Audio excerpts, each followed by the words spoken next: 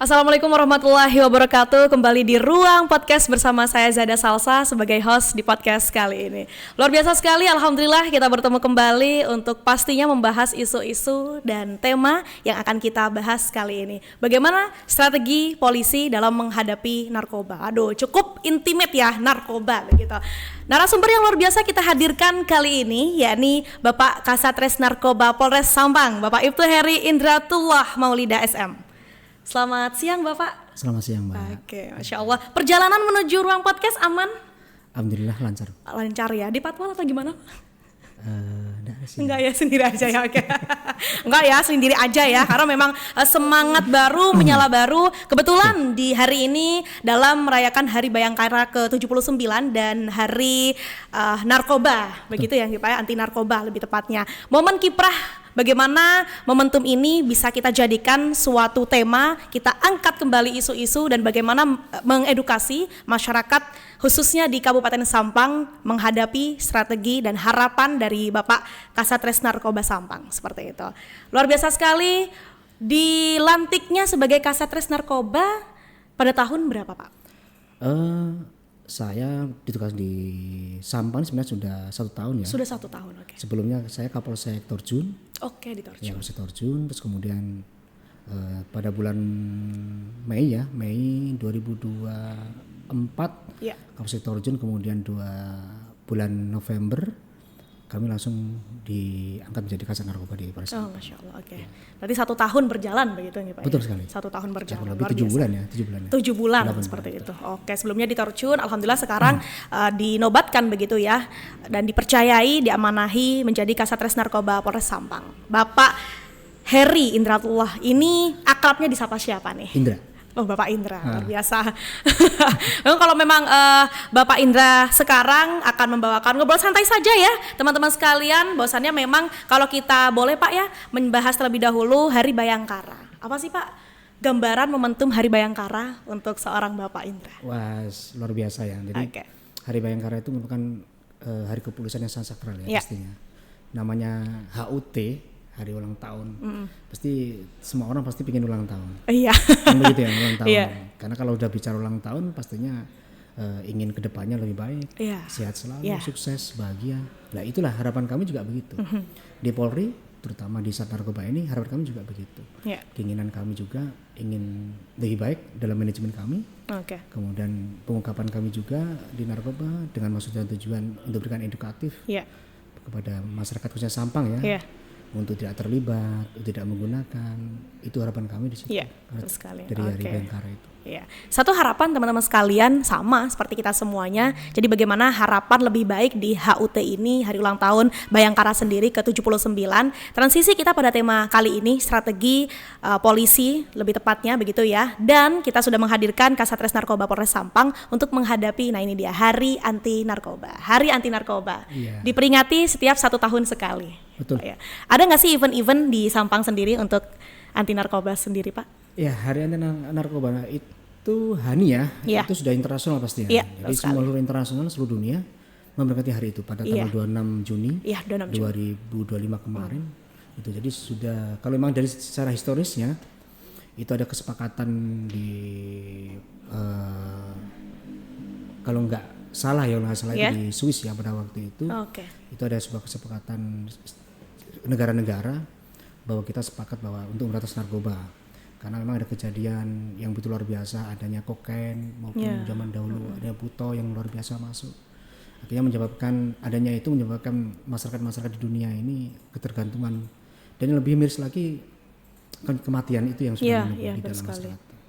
Oleh karena itu narkoba bukan sekedar zat kimiawi atau kimiawi, namun juga musuh negara. Sudah musuh negara. Internasional pastinya. Itulah yang jadi kiat-kiat kami juga untuk dari Hari Anti Narkoba Internasional ini pastinya harapan kami juga masyarakat khususnya Sampang ya paham betul. Sekali. Terutama dari segi kesehatan, kemudian segi sosial tuh, dan segala macamnya bahwa narkoba ini musuh negara. Iya, betul sekali. Jadi bukan hanya tingkat daerah begitu Pak ya, udah internasional seperti itu. Betul sekali. Sebelum kita transisi lebih dalam terkait tema bagaimana strategi, boleh pula Pak diceritakan profil dari Bapak Indra sendiri begitu nggih. Bahwasannya perjalanan hingga menjadi Kasatres Narkoba lebih tepatnya seperti itu. Oke. Saya perjalanan kami di polisi ya. Iya. Saya dari reguler ya, dari reguler. Jadi saya pada tahun 2003 saya diangkat jadi polisi. Saya dari brigadir. Kemudian saya pangkat bribda, ditugaskan di penyidik reserse. Kemudian lanjut pada tahun 2010 saya pindah jadi penyidik di narkoba. Kemudian tahun 2012 saya sekolah lagi lanjutan ke perwira, dan setelah itu saya menjadi Kanit Tipikor di Polres Pamekasan selama 4 tahun setengah. Kemudian lanjut saya menjadi Kapolsek Terjun 5 bulan setengah. Dan selanjutnya bulan November 2024 kemarin kami diberikan amanah untuk jadi Kasat Narkoba di Polres Sampang ini hingga sekarang. Oke, berarti sebelumnya menginjak bumi Madura gitu ya? Itu sudah lama berarti Pak? Sudah lama sekali. Sudah mengenal karakter cuaca begitu? Wah, sudah. Itu pedas, panas gitu ya? Ya sebenarnya sih ini ya, kalau Madura enak-enak. Soalnya saya dapat orang Madura masalahnya. Oh, oke. Speechless saya kaget. Oke, dapatnya orang Madura. Masya Allah. Memang ya itu jalannya Pak ya mungkin ya. Iya, betul. Dan alhamdulillah sejauh ini sudah berjalan, berarti kurang lebih berapa tahun kalau di Madura sendiri Pak? Sebenarnya saya itu kan ada sedikit ini ya, bukan ini. Sebenarnya saya kan masih ada keturunannya di sini. Oh, ada keturunan di Madura juga. Darah Madura begitu ya? Iya, jadi kalau istilahnya naturalisasi lah. Iya, naturalisasi ya, bukan naturalisasi. Naturalisasi. Akhirnya menjadi warga Indonesia Madura. Oke, bagus ini, warga Indonesia Madura gitu ya. Untungnya sekarang belum jadi provinsi Madura. Gitu. Oke, luar biasa ya Pak Indra ya. Jadi itu perjalanannya, jadi tidak serta-merta begitu diamanahi langsung Kasatres Narkoba, tidak, tapi ada perjalanan dari kita semua, betul sekali. Menginjak bumi Madura lalu diamanahi sebagai Kasatres Narkoba, Bapak Indra mengenal narkoba sekarang karena tema yang akan kita angkat, tema besarnya yakni isu-isu anti narkoba. Mengenal anti narkoba, seberapa tinggi Pak di Madura? Wah, kalau sebenarnya gini ya, kita perlu ada edukasi ya, pengertian yang menyeluruh berkaitan masalah narkoba ya. Banyak orang-orang yang belum paham narkoba itu apa sih. Gitu. Jadi hanya sebuah bentuk saja bahwa narkoba, tetapi masih belum paham apa yang dimaksud dengan narkoba ini. Narkoba ini kan sebenarnya singkatan ya, mulai dari narkotik, psikotropik, dan bahan adiktif. Jadi kalau kita melihat orang-orang yang mengalami dari efek dampak zat yang menyebabkan ketergantungan ini sebenarnya sudah narkoba sebenarnya. Nah itu sebenarnya sudah narkoba. Kalau kita gampang aja, kayak seperti spiritus, bensin, itu kan narkoba. Dari mana? Dari bahan adiktifnya. Nah seperti itu. Nah apalagi kalau kita bicara sejauh mana istilahnya peningkat peredaran maupun tingkat dari ketinggian dari pengungkapan kita maupun tingkat-tingkat peredaran yang lain di sini. Nah itu memang tidak akan ada habisnya. Contoh kecil seperti ini, di Sampang ini udah terbranding ya tanda kutip, banyak peredaran narkoba ini ada di wilayah Kabupaten Sampang. Nah yang paling kita ini kan bagaimana kita tuh menyadari kepada masyarakat yang di sekitar kita di Kabupaten Sampang ini untuk sadar bahwa narkoba ini yang pertama ya pasti yang dilarang oleh agama. Itu penting sekali. Itu yang pertama. Terus yang kedua ini narkoba dari segi kesehatan itu sudah betul-betul sangat luar biasa impactnya. Itu karena kalau sudah pakai narkoba yang tunggu hanya 3 ini Mbak. Yang pertama itu adalah pasti ekonomi. Kalau ada rumah tangga pasti akan hancur. Itu yang pertama. Yang kedua itu pasti gila ya. Pasti gila. Dampak langsung ke biologis begitu ya. Pasti seperti itu. Terus yang ketiga yang paling terakhir kematian yang menunggu. 3 ini aja yang menunggu. Kalau kita sudah terjebak dalam narkoba. Makanya oleh karena itulah bagaimana itu masyarakat Sampang ini paling tidak sadar diri. Dari 3 ini. Nah itu. Kalau sudah insya Allah kalau 3 ini sudah dipahami, dimengerti, makna yang sudah terkandung dari 3 ini, wah nanti ekonomi saya hancur, nanti keluarga kamu bagaimana. Ya kemungkinan mau melihat pun tidak mau. Nah, itu. Ya memang ada kadang ada beberapa faktor ya yang mempengaruhi adanya hal tersebut ya.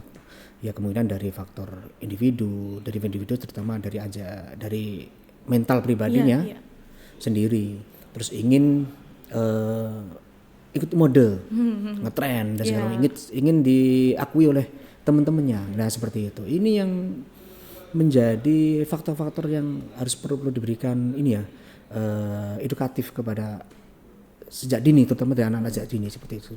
Terutama generasi Z ya, Gen Z ya. Gen Z. Gen Z seperti itu. Itu perlu ini adanya suatu edukasi seperti itu. Kemudian yang kedua tuh faktor lingkungan.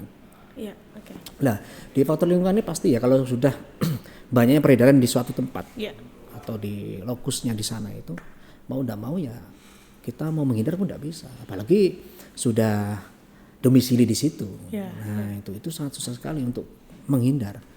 Karena di satu sisi kanan kiri depan belakang, wah ini semuanya udah banyak orang yang mengedar, banyak orang yang ini. Jadi mau keluar pun susah.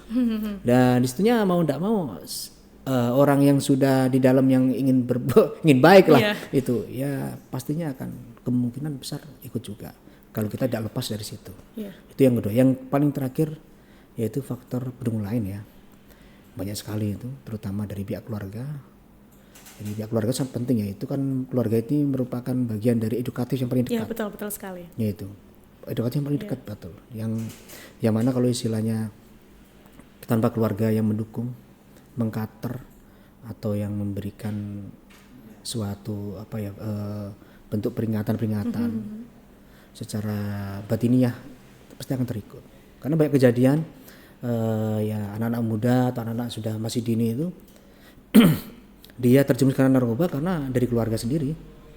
Contoh kecil ya, mohon maaf ya, orang tuanya, bapak ibunya ya lagi chaos ya, bertengkar. Pasti anak kan mesti dia gini, wah kenapa kok keluarga kok seperti ini.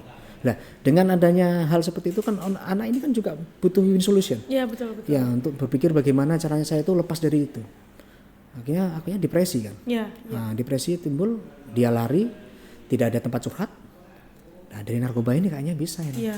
Nah, kayaknya bisa banget narkoba ini untuk bisa menyelesaikan masalah saya seperti itu. Ya, karena kurangnya komunikatif di situ. Itu yang ini faktor lingkungan seperti itu. Itu yang sangat bahaya. Nah, makanya keluarga itu sangat penting sekali. Sampai saat ini, Pak. Sampai saat ini banyak cerita. Makanya anak-anak muda itu kalau kita lakukan pemeriksaan ya umur sekitar 20-40 ya, 20 sampai 30 itu kan masa-masa keemasan ya. Itu muda itu yang kita amankan lah. Udah kita ceritakan ini banyak terjadi seperti itu. Karena faktor keluarga yang betul-betul menjadikan dirinya itu terjerumus kepada narkoba. Masih diorientasi narkoba, Pak ya. Dari 3 faktor tersebut, mau faktor lingkungan pula, faktor keluarga juga. Nah, ini kan sebenarnya kesadaran dan kebiasaan ini beda tipis ya, Pak ya. Nah, kesadaran ini yang memang sangat susah seperti itu. Kebiasaan terjadi karena sudah kesadaran tadi dilupakan. Nah, itu sendiri. Nah, namun sampai saat ini ada nggak sih Pak preventif kesadaran itu yang terus selalu dilakukan di setiap harinya? Ya, ini menarik banget ya. Jadi kita ini ada namanya Satgas P4GN ya.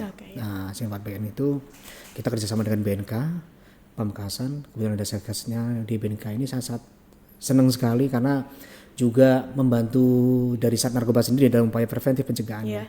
Itu jadi Satgas P4GN ini dibentuk dengan tujuan itu untuk menyadarkan masyarakat. Nah, namun untuk saat ini kita masih dalam proses fokus ke terhadap anak ya. Kemarin kita sempat berkunjung di SMA 3 Sampang untuk memberikan sosialisasi dan edukasi, dan kita bentuk Satgas P4GN itu di sana. Nah, jadi sangat bagus. Ini contoh yang di SMA 3 Sampang ini bagus sekali. Kenapa saya bilang seperti itu? Karena sudah ada ruang untuk Satgasnya P4GN. Jadi kalau anak-anak atau teman-teman kita siswa adik kita itu yang di pelajaran sana, kalau istilahnya ada kelihatan yang aneh-aneh, nah itu kita bisa filter dulu sebelum dilakukan upaya-upaya represif kepada APH. Nah, kan bagus itu. Jadi betul. nanti di Satgas itu, di ruang Satgas P4G itu nanti diberikan edukasi, diberikan upaya ya paling enggak melihatlah sejauh mana, secara psikologisnya bagaimana. Nah itu kalau memang benar-benar kelihatannya sudah ini kok agak kayak ada ciri-ciri yang betul-betul ini ya, ciri-ciri seperti orang menggunakan narkoba, itu bisa dites urin di sana. Nah itu bagus. Nah nanti kalau istilahnya terjadi hal-hal yang mohon maaf ya, paling tidak kalau ada jadi dia positif lah narkoba di situ, bisa nanti dari Satgas P4G yang dari BNK ini bisa terjun ke bawah untuk memberikan tindak lanjutnya lebih jauh. Jadi sampai saat ini kalau di tes urin kayak gitu kan siswa takut terlebih dahulu ya Pak ya. Ada yang lolos nggak sampai saat ini? Kemarin tuh memang alhamdulillah ya di SMA 3 masih belum temukan hal itu ya, masih temukan ya. Cuma ini sebagai gambaran aja untuk barangkali dari sekolah-sekolah yang lain bisa membuat atau membentuk hal itu. Satgas seperti itu ya Pak seperti ya. Itu, karena memang saya aja Satgas itu masih di kuliah. Jadi di ranah mahasiswa, maka saya kaget di sini bagus. Harusnya memang seperti itu. Jadi jangan nunggu kuliah. Iya kalau kuliah, nah seperti itu. Jadi kalau bisa memang sudah terbentuk dari SMA, SMP seperti itu. Jadi satuannya bukan hanya anti narkoba, namun anti radikalisme dan lain-lain. Pak tadi begitu Pak ya. Oke, luar biasa sekali. Namun saat ini Pak, kalau kita kembali lagi pada masyarakat begitu, tertinggi di Sampang sendiri tuh ada nggak Pak grafiknya sampai saat ini? Ada. Setiap 3 bulan sekali kita melakukan ANEF ya, analisa evaluasi terhadap kinerja kita itu.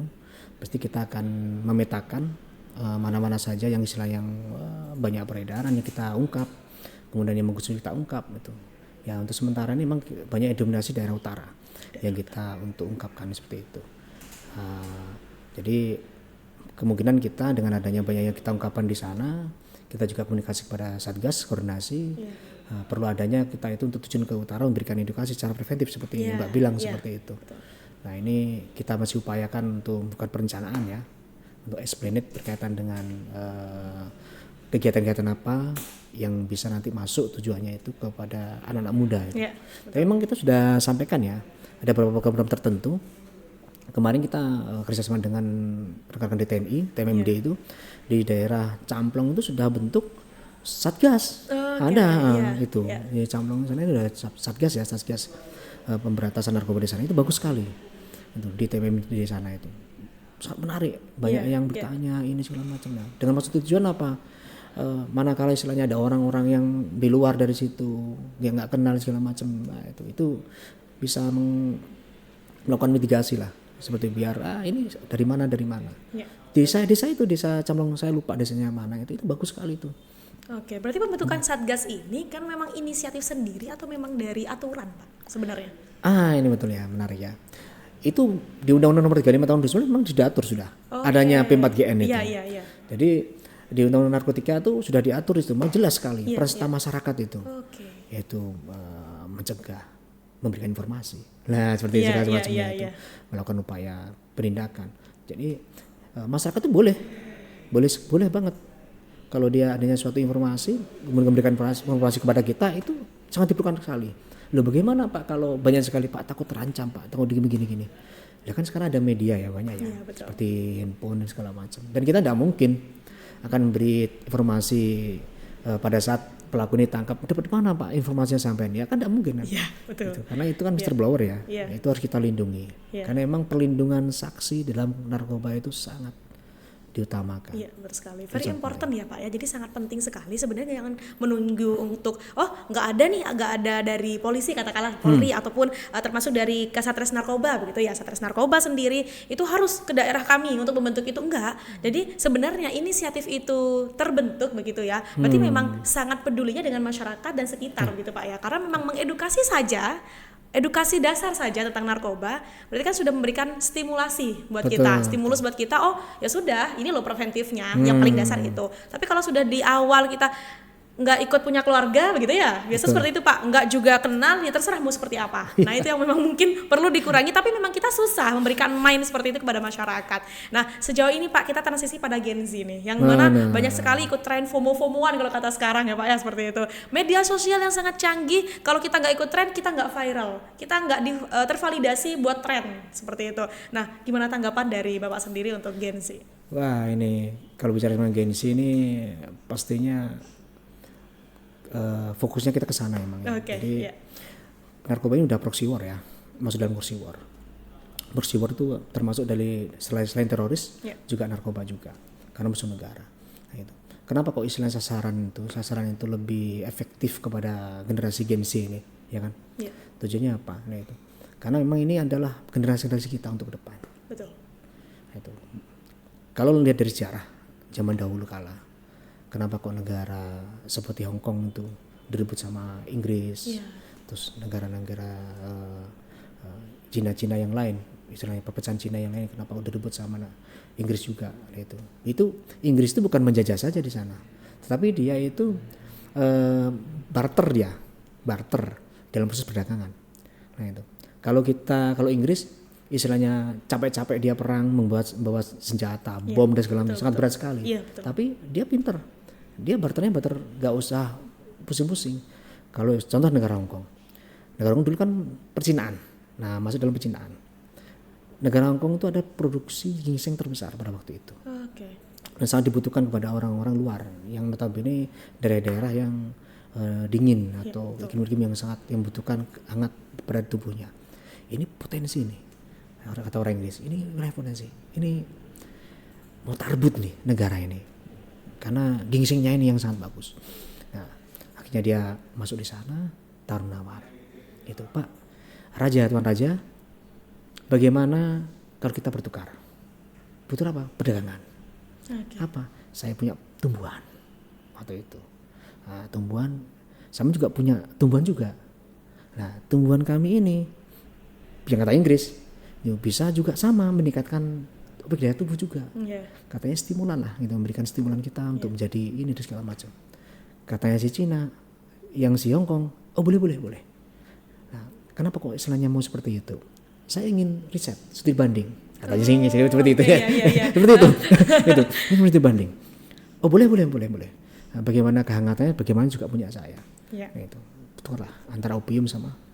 Dulu sudah ada opium zaman waktu itu. Ginseng diambil, kemudian opiumnya diberikan. Nah, tapi sasarannya pada waktu itu nggak langsung ke prajurit pinternya, langsung ke raja. Langsung ke pimpinan gitu. Iya, langsung ke raja itu. Nah ternyata raja, ya dia menggunakan opium, wah terkesan luar biasa. Wah ini bener kok enak barang ini. Wah ketagihan, akhirnya dia merintahkan menteri-menteri segala macam. Ini opium yang dari, nah itu loh. Opium yang dari apa itu namanya Inggris ini cocok nih buat kita ini. Nah gitu loh. Nah, dengan perintah raja sudah. Apa yang terjadi? Rajanya sudah akhirnya ketagihan, kecenderungan, ketergantungan, kopler, gila, mati. Kalau sudah kopler rajanya, kalau sudah gangguan semua kejiwaannya, kan tidak bisa negara dipimpin sama orang kayak gitu. Iya betul. Tinggal mengambil alih Inggris itu. Itu ceritanya di situ. Itu jangan seperti itu. Jadi kalau sudah bicara Gen Z, jangan sampai terjadi seperti itu. Kalau udah Gen Z semua ya, yang anak-anak muda semua remaja, kalau udah digituin gara-gara narkoba, siapa lagi yang memimpin nanti? Makanya perang narkoba ini bukan perang di sini tapi internasional. Negara kita harus betul dilindungi dari narkoba. Udah kalau udah kopler semua ya nggak layak lah. Betul sekali. Dipimpin sama orang kopler kan gitu ya. Nah setelah makanya pesan kami dari Gen Z ya, jauhilah narkoba. Pasti udah kalau Gen Z udah tahu semua, udah pinter lah. Apalagi umur kuliah ya, umur 18 sampai umur 35-an itu pasti udah paham itu narkoba ini segala macamnya. Tidak ada alasan kalau tidak tahu narkoba. Iya, betul sekali. Tidak ada alasan, pasti tahu. Iya. Karena di luar sana juga tahu sebenarnya Pak. Cuman masih gitu ya Pak. Masih. Masih gitu. Ya udah nggak tahu gitu kadang ya. Oke, luar biasa ya Pak ya. Jadi memang gambaran ini sangat, kalau saya sendiri langsung kayak membuka jendela baru buat saya. Bahwasanya memang sepengaruh ini loh gitu Gen Z gitu ya, bagi masyarakat di sana khususnya Gen Z. Ketika kita dengan bahasa pimpinan tadi, jadi kita matikan dulu pimpinan saja. Nah kalau seperti itu kan sudah gampang di bawahnya. Betul. Nah kalau dari bawah susah pimpinannya. Nah ini dengan praktisnya kita langsung membunuh dari si akarnya begitu. Betul. Nah itu dia, wah luar biasa. Namun kalau saya sendiri kan kebetulan saya juga ada di kesehatan ya Pak ya, juga di toko kesehatan. Jadi sering sekali orang-orang itu kurang paham atau malah memang mungkin paham begitu. Obat ini dicampur dengan ini, obat ini dicampur dengan ini. Okay. Nah itu masih bersarang ya Pak sampai saat ini. Ya, memang banyak yang belum paham ya mengenai masalah obat ya. Jadi ada beberapa obat yang sudah sudah terdeteksi, makanya masuk dalam suatu peraturan perundang-undangan itu ada. Ada narkotika golongan 1, 2 dan 3. Kalau psikotropik sampai 4 ya. 1, 2, 3 dan 4 itu. Tapi ada hal yang perlu diketahui bahwa ada namanya itu obat semi psikotropika. Ya, itu sangat jarang sekali yang diketahui. Akhirnya semi psikotropika itu biasanya bentuk maupun fiznya dia itu non dari produksi. Nah, biasanya itu kan ada pil-pil tanpa ada branding dari produksinya. Ada gambar pil terus kemudian hanya gambar orang. Nah, seperti itu. Tidak ada kode-kode tertentu seperti itu. Ya. Akhirnya dianggap seperti pil-pil biasa. Ternyata di pil-pil itu yang contoh adalah pil distro. Pil Trax namanya itu. Kalau di Jawa namanya pil anjing lah.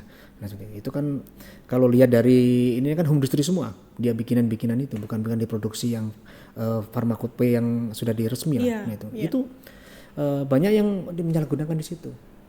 Dan itu diilegalkan.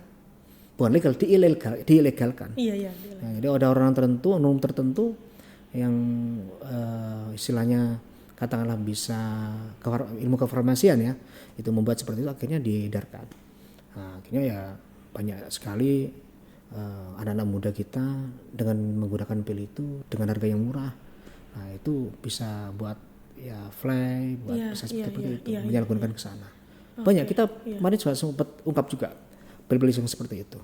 Di Sampang memang ada. Gitu. Jadi makanya oleh karena itu kalau bicara masalah pil dan segala macamnya, perlu aja edukasi kepada masyarakat yang lain. Gitu. Kalau ini bahaya itu.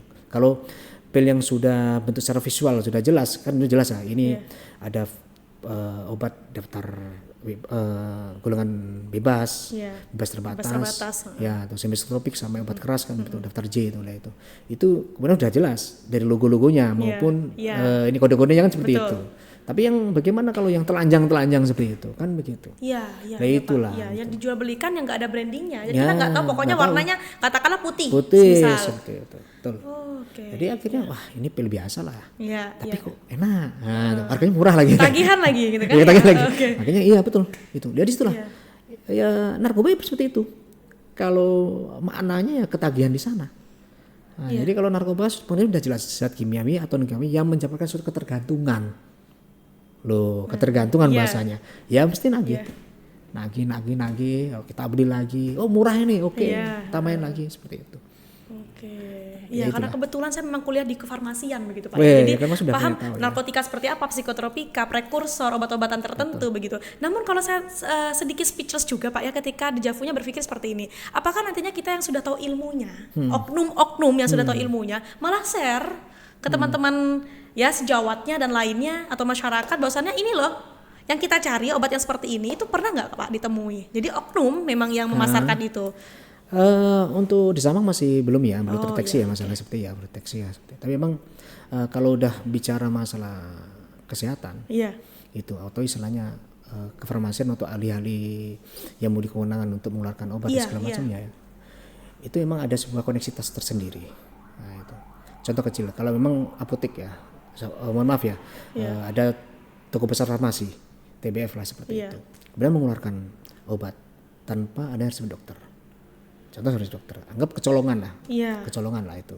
Ada oknum apotekernya, mohon maaf ya, pekerjaan segala macamnya itu. Kalau apoteker insya Allah terjaga dengan ini ya, karena sumpahnya ya. Karena sumpah. Itu dia keluarkan. Terus kemudian setelah itu di luar ketangkep. ditangkap. Nah, loh ini boleh nggak diedarkan ini? Pertanyaan seperti itu, tanyanya itu. Kan harus ada resep dokter. Iya. Kan gitu ya? Iya, dokter, ya, kan? betul. Terus ini gimana ini istilahnya? Pertanggung jawabannya ini. Ini pakai untuk siapa? Untuk sakit atau kepada siapa? Lah, penyalahgunaan yang seperti inilah yang harus betul-betul kita filter. Gitu. Kita filter, kita amati, kita controlling di situ. Gitu. Karena itu pidana. Karena Undang-Undang Kesehatan itu di pasal 436 itu bahwa barang siapa dengan sengaja mengedarkan kefarmasian itu ada hukuman, macam hukumannya maksimal 10 tahun di situ. Jadi itu betul-betul ini harus dijaga betul. Itu makanya kalau rekan-rekan kita yang khususnya yang punya kewenangan ya untuk melakukan obat itu harus betul-betul bisa memberikan kontrolin kepada yang bawah. Betul. Nah, itu jangan sampai itu lolos di situ. Takutnya keluar, kemudian ada orang yang tidak paham disalahgunakan di situ. Ini yang jadi bahaya. Gini aja, kita selamatkan orang tersebut. Itu. Jangan melihat boleh atau tidak bolehnya, tetapi kita selamatkan orang tersebut. Kalau sudah menggunakan atau kita menyalahgunakan obat, sudah. Pasti kalau sudah punya rasa yang nyaman akan kembali ke sana. Itulah efeknya narkoba di situ. Rasa nyaman akan kembali juga kita ke sana lagi. Makanya kalau narkoba ini, ya mohon maaf Mbak ya, tidak ada namanya itu narkoba bisa disembuhkan orang pakai itu. Saya selama saya waktu kejuruan ya. Meskipun rehabilitasi. Ya, oke saya jelaskan nanti ya. Ya oke, jadi, boleh, monggo. Ini menarik ya. Jadi kalau istilahnya saya pada waktu itu kejuruan, waktu itu kejuruan saya prekursor narkotik ya. Di sana itu ada yang menjelaskan tim Lover itu. Tidak ada namanya itu, profesor pun mengatakan bahwa narkoba bisa disembuhkan, tetapi hanya bisa dipulihkan. Oke, dipulihkan. Nah, kalau bahasa pulih ya. Kalau orang kena kecelakaan kendaraan, kemudian dia patah ya, kan dioperasi. Nah itu, otomatis kan rentan untuk kembali lagi patah kembali. Memang sembuh. Bahasanya sembuh, pulih. Nah, sembuh. Nah, tetapi ini kalau narkoba seperti itu. Seperti itu narkoba. Jadi kalau misalnya sembuh tapi bisa juga nanti patah kembali. Kita nggak usah ini. Saya ada sih punya teman saya di luar. Udah sembuh. Di waktu dia menikah, broken sama keluarganya, ada alat lah itu, udah dipakai. Kan nggak bisa sembuh namanya. Ya kan gitu. Akhirnya makin karena apa? Dia merasa depresi, pemikiran saya ada suatu beban pikiran. Nah, kemungkinan dengan cara narkoba dulu pernah menggunakan, itu loh. Kayaknya lebih efektif deh untuk win solusinya ke sini. Nah, akhirnya dia pakai seperti itu. Nah, ini di situ. Makanya kita tidak bisa menyembuhkan orang, nggak bisa. Orang itu bisa disembuhkan. Nah, bagaimana kalau kita rehab dan segala macam? Nah, rehab itu hanya sarana aja. Sebagai sarana untuk kita tuh kembali merecovery kepada dirinya kembali ke jalan yang bagus lah, ke yang baik atau yang istilahnya menjadi tidak kembali ke sana.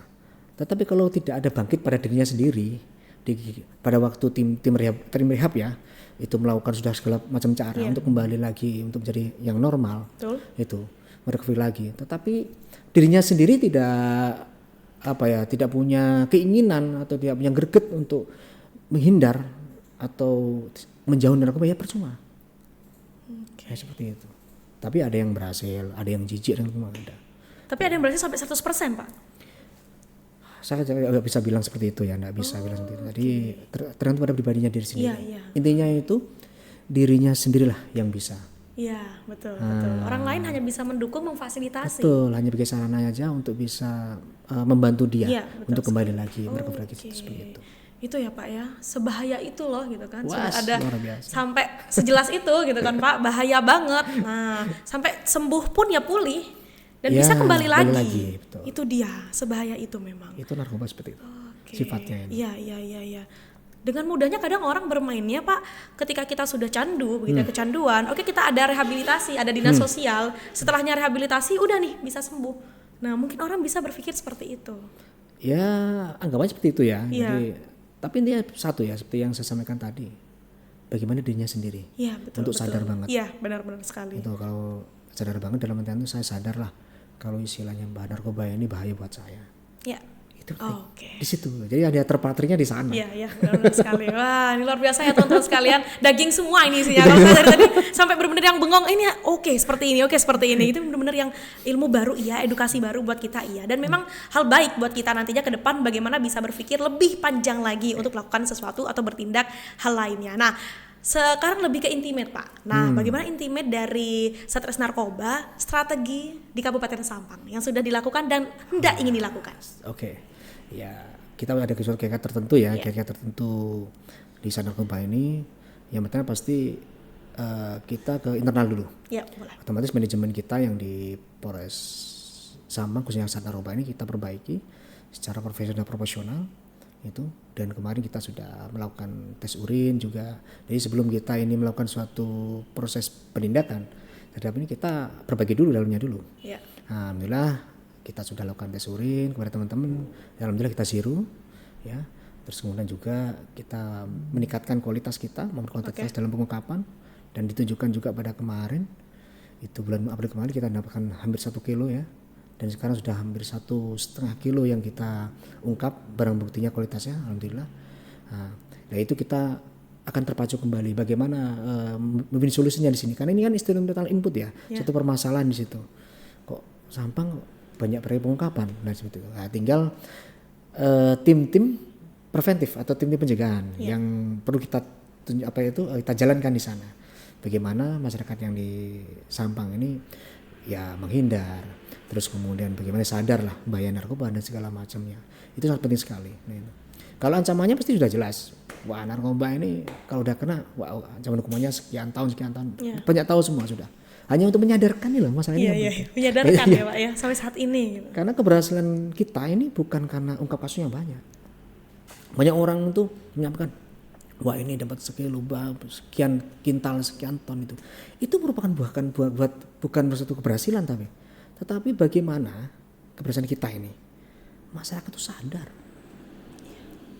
Loh, sadar apa? Bahaya narkoba, tidak menggunakan narkoba, tidak mencintai narkoba.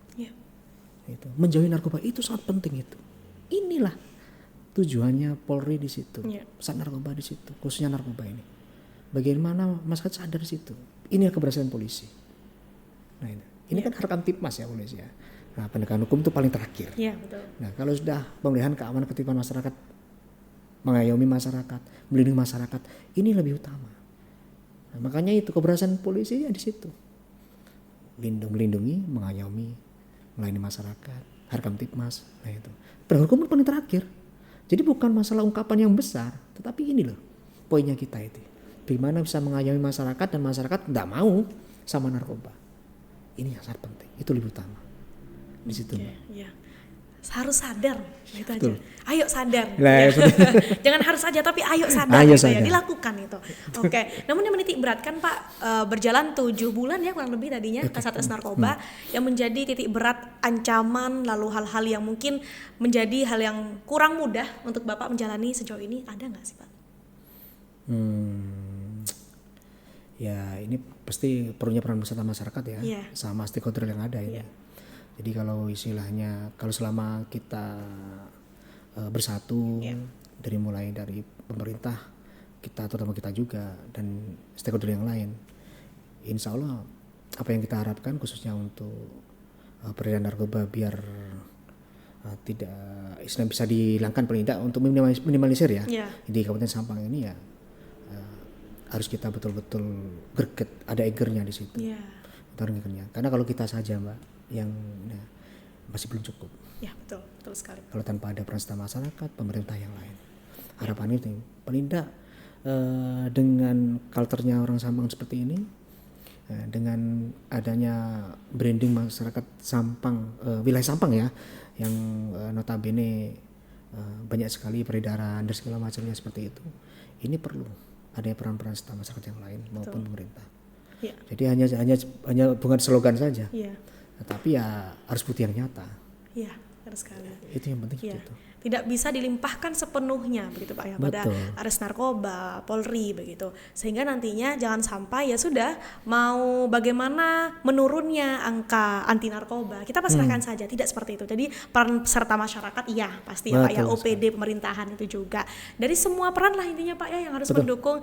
Baik, luar biasa sekali. Jadi tadi ada sekolah bisa menjadi pelopor untuk semuanya begitu. Jadi meskipun kita sampaikan salah satunya SMA 3 begitu ya. Harapannya bukan hanya SMA 3 tapi SMA lainnya. Sekolah-sekolah lainnya bisa mendukung itu semua. Boleh Pak kita berikan closing statement harapan Bapak ke depannya untuk masyarakat Sampang khususnya. Silakan. Oke, terima kasih Mbak. Jadi harapan kami sebagai aparat penegak hukum di fungsi narkoba ya. Kami berharap untuk masyarakat Sampang hindari narkoba. Hindari narkoba, pahami narkoba, bahwa narkoba ini memang dilarang oleh agama, oleh pemerintah, dan pastinya bahaya bagi kesehatan dan keluarganya. Karena say no to drug, ya pastinya seperti itu. Narkoba jauhi, ya. Kemudian kita berikan edukasi kepada yang lain. Yang paling penting masyarakat Sampang bebas dari narkoba. Oke, luar biasa sekali, Masya Allah. Jadi kita sudah mengundang langsung nih ya Kasatgas Narkoba Polres Sampang, Bapak Ibtu Heri Indratullah Maulida SM. Luar biasa sekali dari closing statement maupun bagaimana harapan beliau. Intinya tidak bisa bekerja sendiri dari Satres Narkoba, namun peran masyarakat mari kita bersama-sama untuk berantas narkoba. Bukan hanya menjauhi tapi ayo mulai dari sekarang bisa sadar seperti itu. Betul. Kurang lebihnya mohon maaf, dan sebelum kita tutup nih ya, bisa Bapak kita diakhiri dengan slogan dari 94,1 Salsabila FM, radionya orang Madura gitu saja. Gitu. Iya, okay. Radionya orang Madura. Iya. Oke. Ada nggak slogan dari anti narkoba juga? Nggak ada. Nggak ada ya. Ada. Okay. Ada nggak ya? Slogannya begitu maupun gerakannya dari anti narkoba biar kita padukan. Stop apa? Stop narkoba. Oke, boleh. Siap. Stop narkoba, jauhi narkoba. Dilanjut saya 94,1 Salsabila FM, radionya Madura. Boleh ya? Boleh. Oke, siap. Monggo, Bapak. Stop narkoba, jauhi narkoba.